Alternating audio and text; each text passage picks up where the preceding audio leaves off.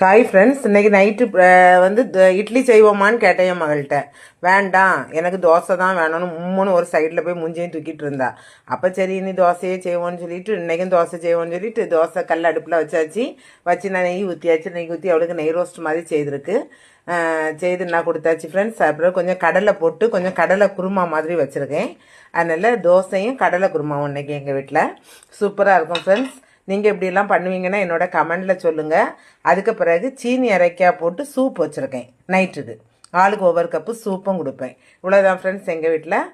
உங்கள் வீட்டில் என்ன பண்ணுவீங்க, நைட் என்ன டிஃபன்றதை என்னோட கமெண்டில் சொல்லுங்கள்.